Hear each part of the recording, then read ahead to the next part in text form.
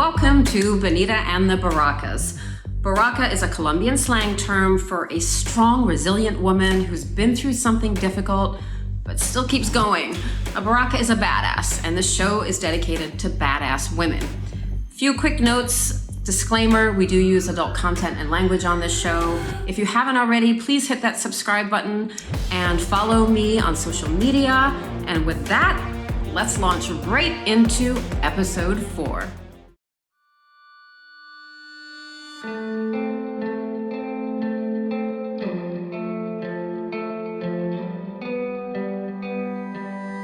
Hello, everybody.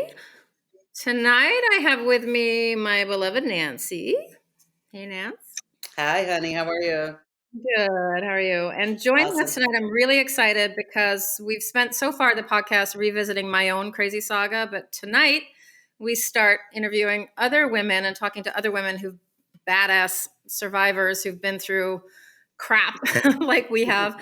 And tonight I'm very happy to welcome the first one to join us, which is Dion from Texas. Welcome, Dion. Hello, ladies. So excited to be here with Benita and the Berracas. Oh, listen to you. She can say Look at she said it so easily. I know. I love it. I can't say it to save my life. Why is that so difficult, right, Dion? I don't know. You nailed it. Oh, man. Hilarious. I love it. Well, I'm really happy to have you on the show. Thank you. And excited to delve into all of this, even though it's difficult territory. Before we even start, I have to say I'm going to jump ahead a little bit without giving too much of it away, because you sent me some pictures of your guy, who we're going to call Mike, which is not his real name, and some of his texts. And I cracked up because I looked at the top of the text and you had sorry ass F-boy instead of his name, Mike. And I laughed because at some point with my guy, one of my girlfriends said, change his name in your phone to anything, like call him asshole, call him motherfucker, whatever you want, just change his name. And I didn't know that. So I cracked up when I saw that. I'm like, yep. I really think it's a thing. You know? Yeah. Because every time it pops up, you're just like, oh yeah, no, I don't want to talk to sorry ass F-boy. That's hilarious. Funny. I love it.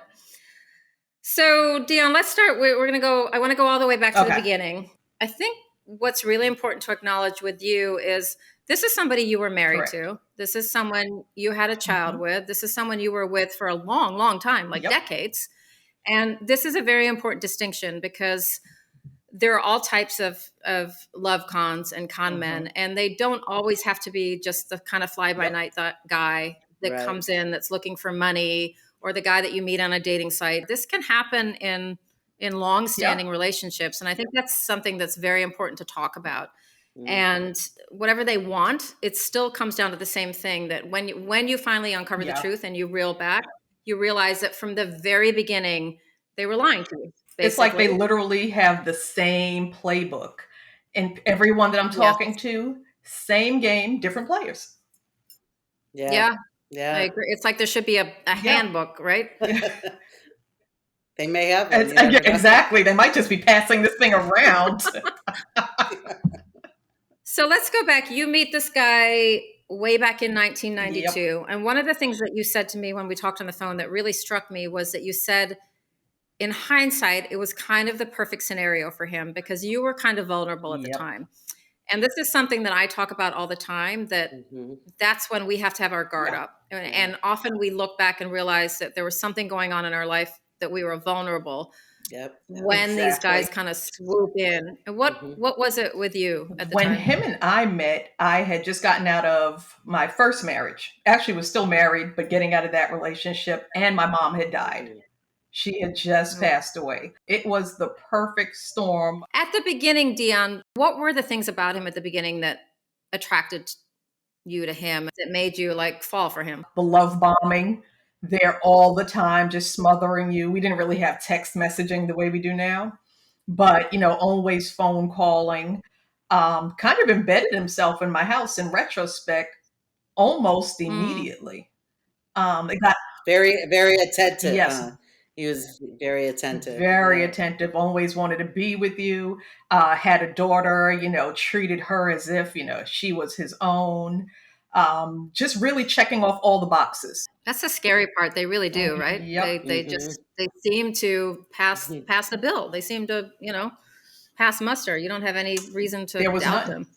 So I know this would, in your case, happen over the course of many Yes. years. But you talked about things that were sort of nagging at you over the years, and the disappearing, and these things that were nagging at you, but you weren't adding up yet. Yeah, exactly. So to kind of fast forward, this is decades into it.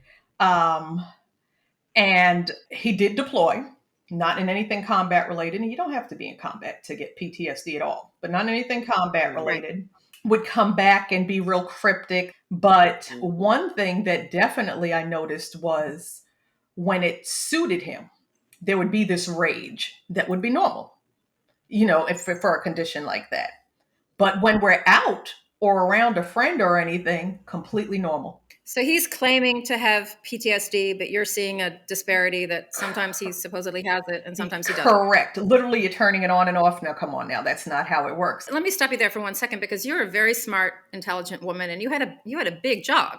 You were a corporate investigator, and you told me you were attached to your phone, and Nancy and I know this very well, your phone and computer 24/7, Literally. right? You don't have time. You don't even have time to think about this stuff. I was an insurance investigator, auto insurance for a major insurance company. So there was really no 40-hour weeks. Those weeks were 40 hours, 50 hours, 60 hours. My phone was on 24 hours. So I was hardly home. And I had work. Did everything with the kids because according to him and his condition, he couldn't do anything with the kids. So I'm racing around one kid to sports here. I'm racing another kid to sports there. I'm sitting at their sporting events with my computer on and my phone on, taking statements. He made me his caregiver. So now I'm his caregiver. So I'm literally doing all of his stuff. I mean, everything. How old were your kids then during that time? 8 years old and 14. Just to explain it, when you said he made you his caregiver, just explain what that means. No, and what that entailed. That's the VA, the Veterans Association. That's a program that they had, and literally it's based on what the needs are of the veteran. So for Mike, he supposedly couldn't do anything, memory, because if I can't remember anything, I'm not held accountable to anything. So when I say everything, I did everything. All the bills, everything in the house. All he had to do was come and go. Oh, wow. That's a huge responsibility. Wow. So then you're doing all this and you have some kind of medical issue of your own and you end up having to stop work, right? Correct. Now, on top of all that, now I have my medical issue that's going on. And I just got to a breaking point. Something had to give. So I left work. And you're feeling a little bit now like something's not quite right, Yes. right? But you're not sure what it is. Exactly. In the lead up to this, definite Easter eggs that were left around. And by Easter eggs, I mean I'm finding condoms in the trunk of his car, in his gym bag. Oh God! I was crazy. There's nothing going on there. The lady at the VA was handing them out. So from back then, I was already put on notice that there was something sketchy going on. He's disappearing at odd hours where he normally wouldn't. The story is always, you just got to drive and clear my mind. And I'm going to the gym. Somebody in the gym this long, he should have been in way better shape than what he keeps coming back home with. I'm going to put that out there. Right. Where's that six pack? Exactly. Yeah. Oh, they're in the Easter eggs. My bad. He becomes a gym rat. Literally there all day. Come on, sir. Antennas went up. Because of what I did for a living for so long, I'm very methodical with what I do. Once you start just peeling back their little layers, that little onion starts to stink more and more. And that's when you kind of realize something's seriously effed up, right? Yes. Tell us what happens. I'm like, okay, you're telling me that I'm crazy. I know I'm not crazy. So I noticed that there's almost $1,000 missing from our account to a jewelry store. So I'm like, well, that's interesting. Bring it up to him. Oh my God, I was just helping out a friend at the gym that wanted to get his girlfriend or fiance. I said, so you grown men that were just working out and sweaty got in one of your vehicles. You drove all the way over to a jewelry store so that you can help this person purchase a ring. He said yes, but it gets better. And you got a G so I can get a ring for my girl? Oh, hell no. Yeah, Hell exactly. no. So that's what blew the lid off of everything. You also found a plane ticket, right? Yep. We weren't in the same state at the time. Still together, but my son had gone to play sports. Nancy, I was in your state. He went out there to play sports and calls me out of nowhere. Again, while I'm away, he's calling me all the time. The smothering and calls me. And he says, hey, did you change the password to the email? I said, no, I didn't change the password to the email. He's like, oh man, well, can you help me get in? It's not a weird question. It is because of what I find, but that's not something weird of him. So I'm like, sure, trying to change the password. This is not working. It's just not changing. He gets a little frustrated. He said, fine, I'm going to go take a nap. We'll work with it later. But while he says that, it does change and it opens. And there was a plane ticket to go somewhere that I didn't know about. Now there's a plane ticket for him to go to another state. That's what he was trying to get. But I didn't say anything. I just forwarded it to myself, told him I couldn't get in, hung up the phone. And I'm not super religious, to be honest with you, but, I believe in my higher power. And I just started praying and I was like, hey, whatever there is to show me, please just show me now. And I kid you not, within 2 days, I dusted off my investigator hat, opened up that computer, and I had I had about 70% of his other lives that I needed right there in my hand. Found burner phone numbers for him, alternate addresses, him associated with other names. Does he know what you do for a living? Yes. Just checking. Yes. How did you think you were getting away with this? That's everyone's reaction. They're like, what is he doing? So this deposit he made for his friend, what do you find out? You said you had like a folder, right? A whole folder earmarked for, you got it right there? Oh, wow. He became a client. He became a client. Oh my God. So things just started falling in place. I knew at that point, I knew something was wrong, knew that he was up to no good. I was done, but I literally didn't tell anyone. Bought myself a ticket to come back home, never told him about it. Get home, and I'm like stalking, just like you guys were stalking the house, but now I'm stalking my own house. I'm sitting in a rental car. Yes. I'm sitting in a rental car down the block from my house. Now I'm on the phone with my best friend. And I'm telling her, and she's like, oh my God, I can't take it. But I'm like, all right, do I go in? I'm like, all right, I'm going to do it. So like the heart's pumping. Which sounds stupid. It's my house. Right. So, but you don't know what's in there. Exactly. So I go inside the house. First thing that I noticed was that lawn is overgrown. The house looked abandoned. So I go in the house. This house is deserted. Like there's nothing in the fridge. You could tell it was looked unlived in. So I take out my phone and I call him. And he answers and I'm like, oh, hey, what's up? What you doing? He said, oh, just got up from a nap, about to go head out to the gym. So I'm like, oh, all right, well, you just go ahead and do that. I'll talk to you later. Hung up the phone, raced upstairs, got in my closet, took everything out of my closet, grabbed all my important papers, shoved it in my car because my car was still there, parked in the driveway, speed off, and something was nagging me about that ring and an address that I saw when I was investigating them. Made a U-turn on the highway, sped back to that house. Mind you now, the house is, I want to say, a mile away from our house. This is how close they are. I go there, ring the doorbell. A lady answers the door and then puts her hand on the door so that I can see her left hand. And there was that ring sitting on her left hand. It was the fiance's house. This was your Mike's fiance. This is the other woman, but she's a fiance. The ring that he supposedly bought for this friend, this was the ring that's now on this woman's finger. The other woman, yes. That is a fiance. I didn't even know that she had existed. I just knew the address. So now here I am face to face with the sister wife that I didn't ask for. Damn. He's somewhere roaming around the neighborhood. I was trying to get out of Dodge. He pulls up. Damn. I know he was lying to her. She's not as innocent as she liked to play, though. She knew what was happening. She knew she was the other woman, but just hoping.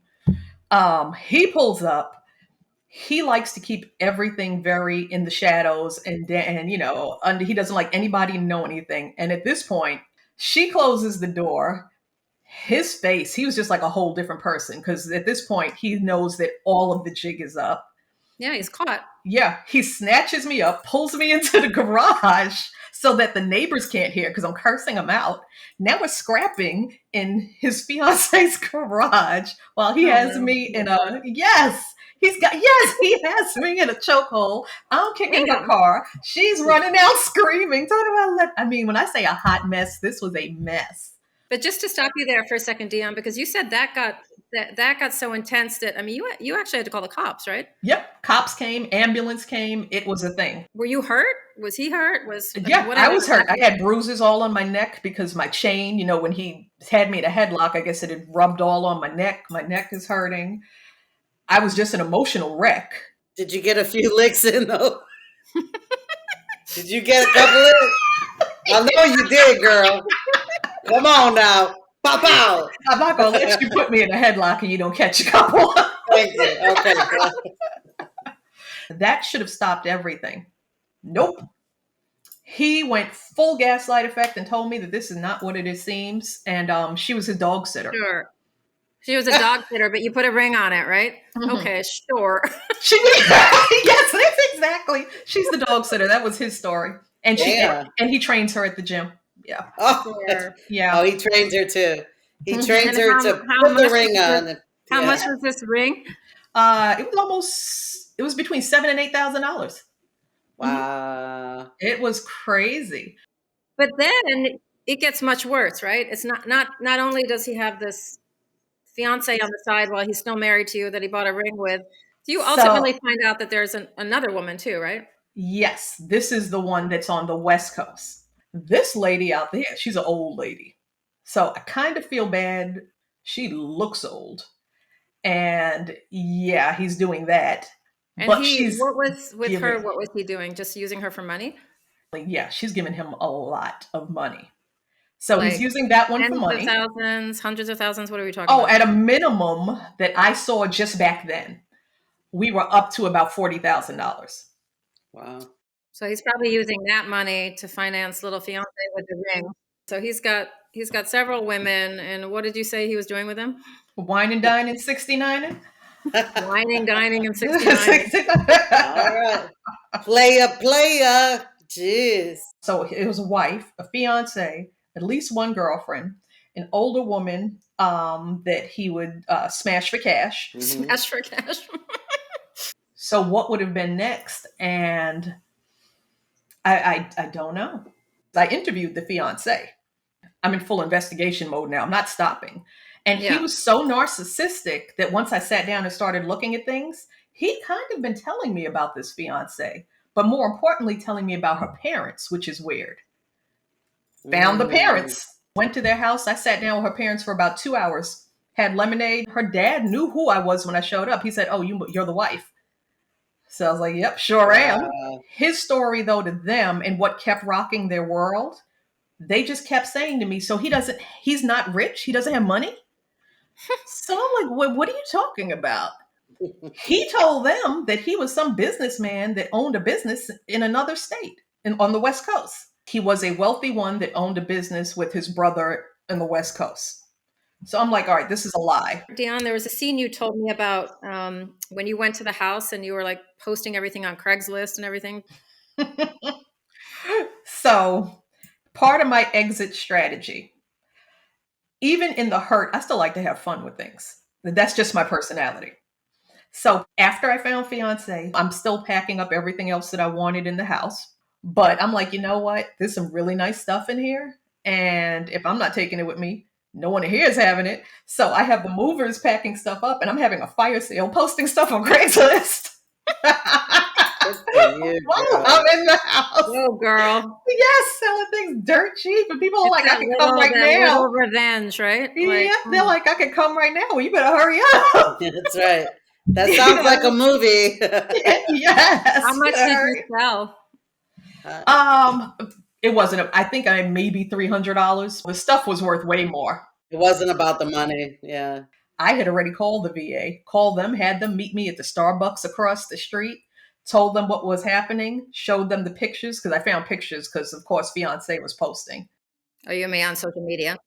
Mm-hmm. What kind Yes. of Wow. pictures did you show them? Oh, it was everything he couldn't do. They Like were what? playing. He couldn't be around like guns and rifles and all that because it's a no pun intended trigger. Right. They were out playing paintball. He could never go to any events with us because he couldn't be in crowds. They're out at concerts. I mean, like mega concerts. They're at Wow. concerts together on couples outings. He's got and physical ailments and everything. He can't do any of this. Okay, but he's out doing all of this. So all these things he claims he can't do because he has PTSD. That's fucked up. They're canoeing. He's out living his best life. So, and that part for me, hurt aside, that part for me was also, I'm like, come on now. It's bad enough, you're snaking me, but now because anybody that has to do with goodwill toward veterans, now you've Right. snaked everybody. Right. And I didn't want to be complacent in that. So immediately contacted the VA. I'm like, hey, I need you to meet me at Starbucks, and sat down. I was like, hey, they're like, what's going on? Because they're thinking maybe it's something in the house. I'm like, no, I quit. This is why. I don't want you to think that I was at all complicit in this. I don't know what more there is that has to do with this, but I've washed my hands of it. Mm-hmm. Quit right there on the spot. I'm done. So ultimately, you divorce this guy, you get out. At the end of the day, what do you think his story was? Who is this guy? Why was he living these multiple lives? I don't know what his story is. Mm. I don't know who he is. Yeah, who were you married to? Do you think he's got narcissistic tendencies? Do you think he's a Definitely. sociopath? He's a sociopath. Oh, no, definitely. He's a sociopath. Mm-hmm. No doubt about it. Dion, you're obviously very strong, and you have the kind of same dark sense of humor. I think that we all do, and that sort of that fire in you that's not going to let anything take you down. I can see that in you, but at the same time, I know, and I know Nancy knows too from things she's been through. This takes a toll on you. What kind of toll? What did this do to you? No, it does. There's the crushing loss of what you thought that you had. Mm-hmm. Physically, I was diagnosed with cancer after this. No. Definitely not saying that the man gave me cancer, but The stress stress. does not help it. I look at the career that I walked away from. It was a 15-year career Yeah. that I had. There's just so much loss. They don't care about it, but it leads to the why. What was the point? Right. How are you now? Like, are you open to, are you dating? Are you open to that, or is that door closed? And how's your health as well? Health is good. Good. Definitely open to dating because in the end, and this is kind of the twist of the sadness. In the end, it was also like a huge weight that was lifted. Yeah. Once I got past being sad, once I got past the spurts of crying, out of nowhere, once all of that was done, I just felt so free. Your wing was no longer broken. Yeah.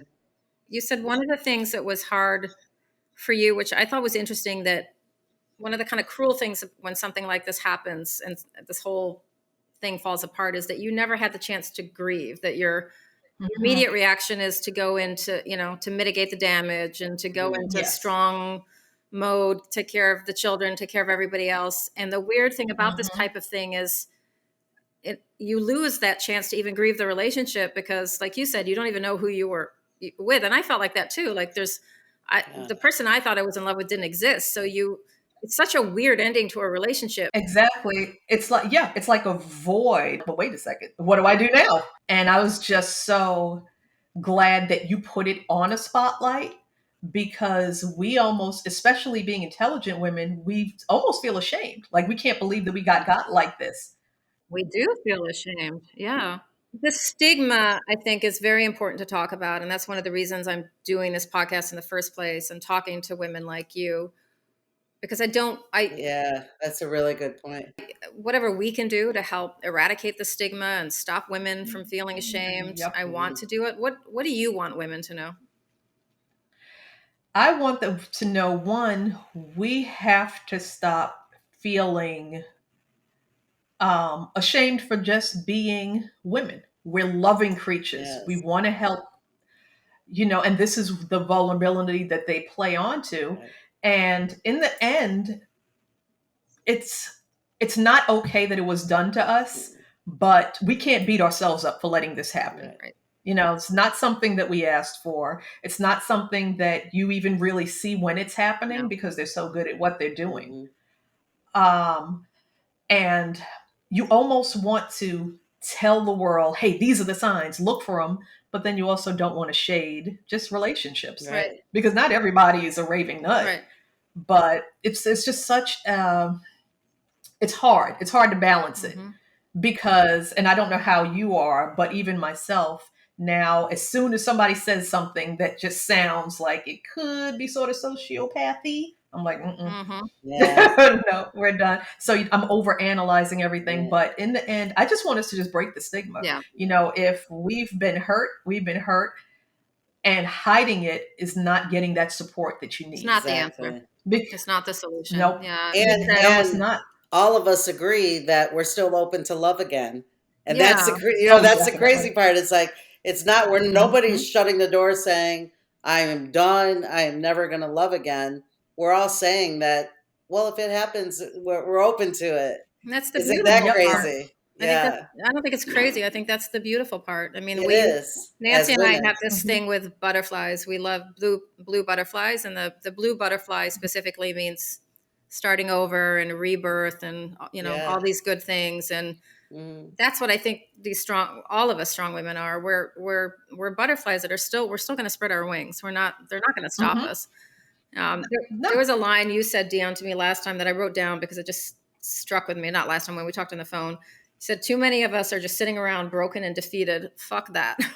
Yeah. I I love that. Yeah, that's really what it boils down know. Yeah. to. For what? Get up, dust ourselves off. One day when it first happened, I remember I was, back. My son came and saw me. I have like tears streaming down my face, and he's like, "Ma, what you crying for?" He's like, "You're better off." Mhm. Mhm. And I said, "You're exact." No, I said, "No, you're exactly right." I was like, "And that's not why I'm crying. I just have to go through it." Yeah. And then he understood. He's like, "Okay, I get it.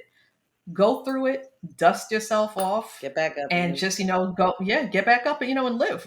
Yeah. Don't move. don't be. They will treat us like trash and discard Yeah. us because They don't care. we're not. Yep, they don't care, and we're not fulfilling that piece of the fantasy anymore. But at the same time, a lot of us have also been mentally beat Yes. down as well Mm. in that relationship. So you begin to believe Yep. it. Yeah. It's so I am, whatever you say I am, like Eminem said. Yep. No, nope. Once you recognize it and it's not easy to Mhm. break away from No. it, but once you recognize it and you've broken away from it, go ahead and Rise up. how did I phrase it? Yeah, reclaim your spark. Yeah. Yeah. Yeah. So There was a nurse that visited us one day, and she looked at me and she said, "Oh, you don't have your usual spark," and that's always stayed with me, and that was years ago. I Mhm. used to have people tell me the sparkle in my eyes wasn't there anymore, and that almost hurt me more than anything, because I Yeah. thought Yeah. Want I that don't want spark this back. to change me or to him to, you know, Well, I take gotta ask anything you away from something, me. Yeah. Dion. Did Mhm. you find when you cleaned your house? Because I recently have gone through having to clean my house. Mhm. Everybody that came over, that has come over, has like, wow, the energy in here has changed. It's shifted. Yes. But I might have been in the fetal position crying for a second, but Uh-huh. then it's like, okay, Yep, we go. put my big girl panties back on and Panties on. just get to Mhm. stepping. So did that Exactly. happen with you as well? Oh no, Yeah. absolutely. Like I said, it was literally a weight lifted. Like somebody would be like, "Oh, did you lose some weight?" Yes. Yes, I lost about 220 pounds. I left that in a courthouse.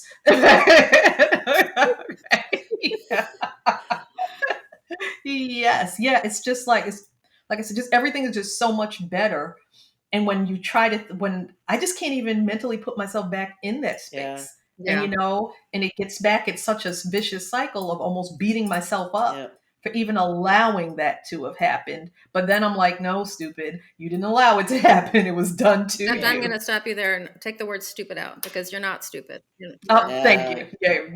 Yeah. No, I was being self-deprecating, that's, though, but I appreciate. Yeah, no, Yeah. I definitely appreciate that. Yep, and that's why I think this is so important. I say that self-deprecating. There are a lot of people that are just like, they'll believe oh that. yeah, They'll believe everything that was drilled yeah, into them by these people. They're going to believe. They're going to feel that way about themselves as well. right. Nope. That's so Is true. You have to there, shake There's them. a lot of power in the tongue, that's for sure. oh my gosh, yeah. Yes. It's hard, and there are some things that I give in terms of like warning signs or things that people can look out for. Are there a couple that you would suggest to women, that if women are in a relationship, or that the things that they should, not ignore, or really try to pay attention to? Yeah, my warning signs one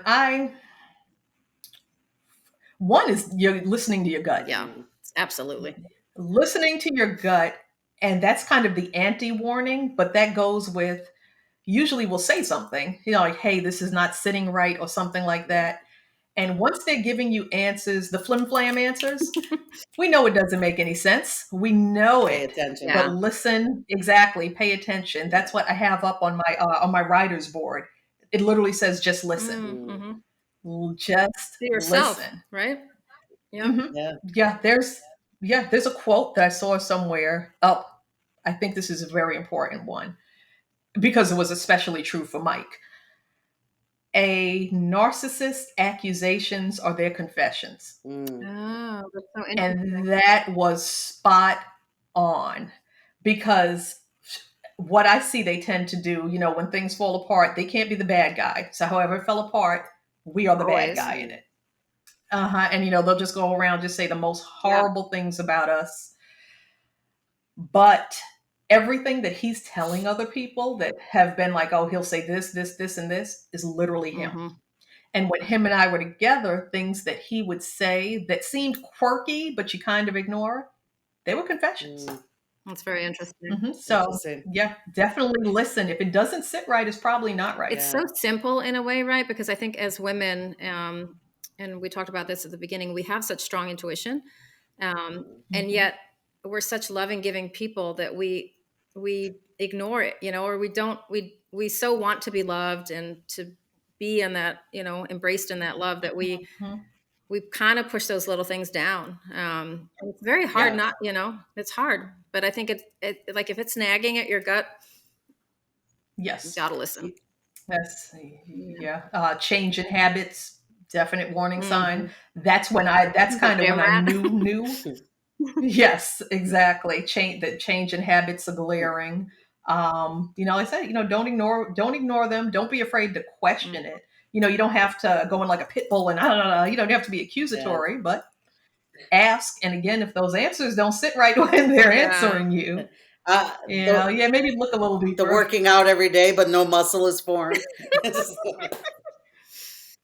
You're at the gym at 6 a.m. for hours and at 6 p.m. for hours. You should be, sir. You should be swollen.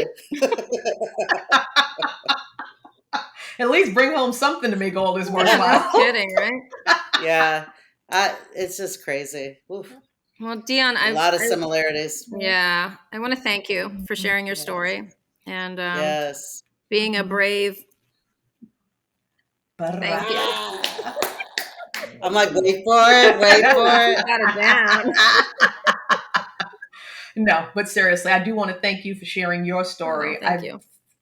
I know that the things are, the ball rolls slow, whatever the saying is, but you really are an inspiration for a lot of people. And I'm not just throwing out just words when I tell you that. Whenever I see something of yours, or you come on the TV, or there's a snippet, you get me out of my complacency, because like I said, I've been writing, and I've been trying to write forever to get this story out, because there's so much more so for the humorous parts of what went on. That's why I really want to share this. But when I see you, that at least gets me going to do a little bit more and a little bit more. I really want to thank you. And Nancy know this, and I'm going to tell you just a quick story, because as strong as I am, and after what is it? This is 7 years later this year. Yeah, 7 years. There are moments, and this just happened. I just called Nancy last week. I was, somebody had commented on something on social media, and I went in to look at it, and it was a post from 4 years ago when my first film came out, He Lied About Everything. And I had made a promise to myself not to read all these comments from the haters and the trolls, but I went down the rabbit hole, and the comments were Oh so my gosh. cruel, but they were so cruel and so nasty. And I couldn't, I was sitting here with tears streaming down my face, and I couldn't stop. I kept reading and reading. Oh my And then God. for a moment, and I was telling Nancy this, and I knew I shouldn't be doing this, but I just got stuck in it for a minute.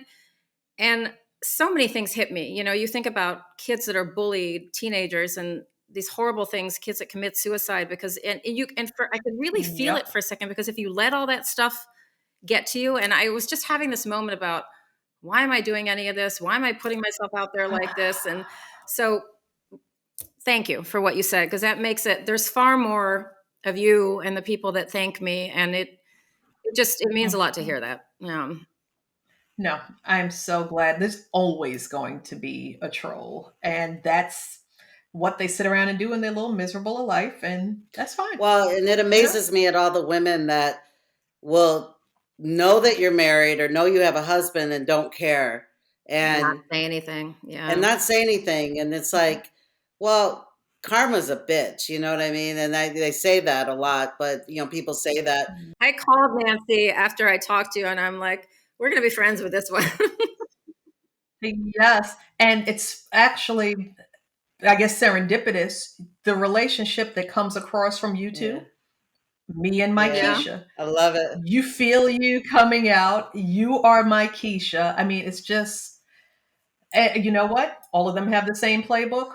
So All of us badass berracas with a moral compass. we got one too. Well, Yeah, and we got one one of the too. beautiful things about, this whole effed up thing, I have a lot of really special, important people in my life now that I wouldn't have met, actually, had this not happened. Yep. And so those are the things you also have to, everything happens for a reason, and you have to be Yes. grateful for that, and there is beauty in it afterwards, and there is happiness, and there is another side to all of it. Yeah.